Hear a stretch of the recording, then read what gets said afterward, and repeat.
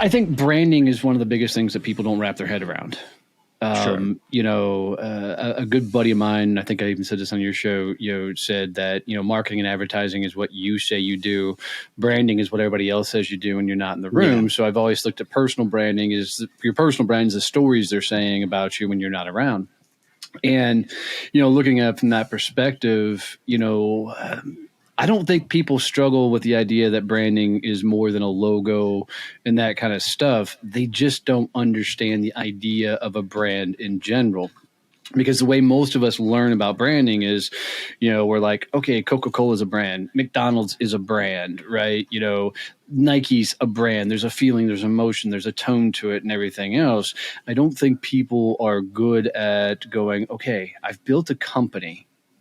Now I need to look at this company and make it more than just a name, more than just an image. There's got to be a voice to it and everything that goes along with that.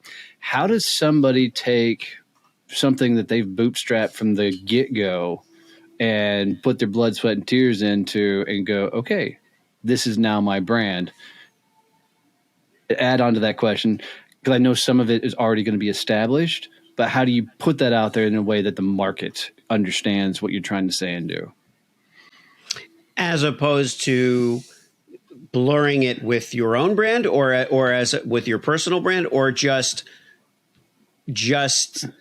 conveying what it is that I think a lot of people struggle with the idea of being able to tell people what they are, who they are, what they do. And I think that's why you hear so many people come out and you can literally hear them tell you what their business is and have no idea what the hell just came out of their mouth, because they haven't wrapped their head around it completely. Or even worse, they know exactly what it is, but because they have gotten that shock reaction from somebody when they've said what they do. Maybe they're a wealth management company or an insurance company, and as soon as they said it, somebody's flinched and go, oh, crap, here comes another insurance person, or crap, here comes another financial advisor type thing. How does somebody position that and build a brand that extends beyond that, maybe that corporation or their own company, but that people want to lean into? I know it's a long question, but I'm trying to get but you're right, Donnie, because we've all experienced it.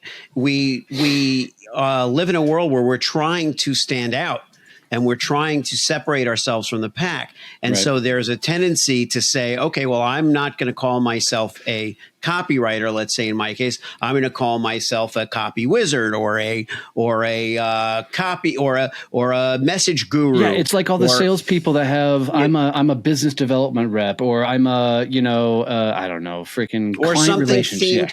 Yeah. It could be something themed to the. Let's say the company was called Yellow Blossom tax returns, and then you say, oh well, I'm a Daisy tax preparer.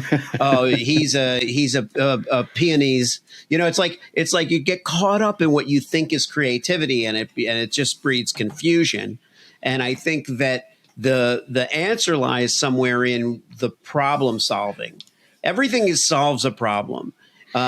Even luxury items solve a problem.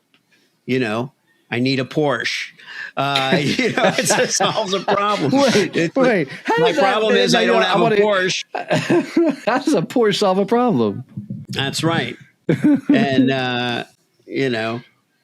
but I think that if we get to that problem, but if you think of like, okay, so copywriter, yeah, clearly it solves a problem. There's something that needs to be written. I'm writing it. That's fine. There isn't really a lot of complexity there, but I have had that situation where I've been like trying to explain the kind of USP, the uniqueness of what I do in the first 3 seconds. And I think that doesn't work. I think what we have to do is go to the most basic thing. Assume nothing. Assume that the person you're talking to has only the most basic knowledge of your industry, whatever industry you're in. And so if they have the most basic knowledge and you say, they don't know anything about advertising. They don't know anything about my business or my background. And I say I'm a copywriter, then that starts with a pretty simple, basic thing. And then you can have a conversation. What is the most basic thing that you would say about your organization? So here's a real example of one I had today. I was talking to a gal during a Zoom call, just getting to know you type call. And she said, I'm an executive operations associate, something like that. Okay. And I looked right at her and said, what the hell does that even mean? Because she goes, well, I don't like the word fractional, but I'm really a fractional COO, fractional CFO, and even a little bit in the marketing game, because when I get into these companies that are $2 to $20 million, I come in traditionally through an operational window, but I then end up being in their numbers. I end up being in their marketing, and it just goes a long way. So saying I'm a fractional COO doesn't cover what I do.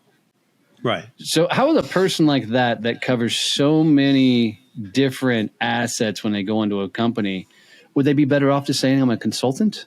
I mean, they might. Okay, so here's the other side of things, and you would have to explain it to me again, because I still don't know what she does. But see, there's the problem. But I think if I did, there's a time where, like, the creativity can help by way of like analogy.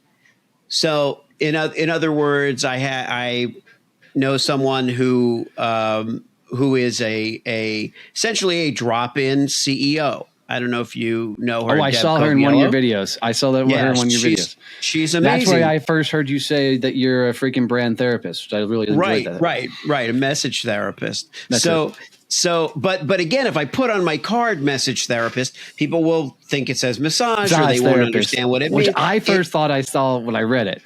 Yeah, which is fine, but it's descriptive when you already have some context. It helps. Yes.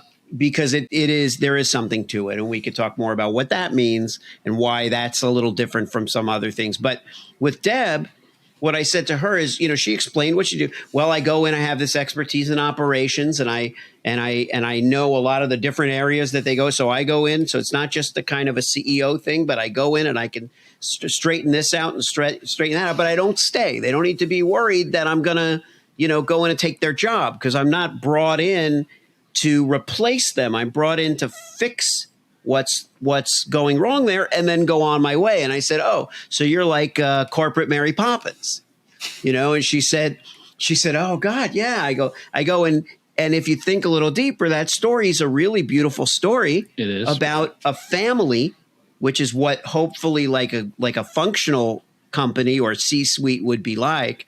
It's like a family that's going through some tough times and needs a little guidance overall, and needs a little fixing and a little sense of order. And, then you're on your way. And it's like and she loved that. And what I liked about it is you could explain to anybody, I'm kind of like the Mary Poppins of this and then. People know about, she comes in, she fixes some stuff, and she leaves. And it's like that sometimes helps, because if there is, some people are very niched down, and it's pretty in the weeds what they do.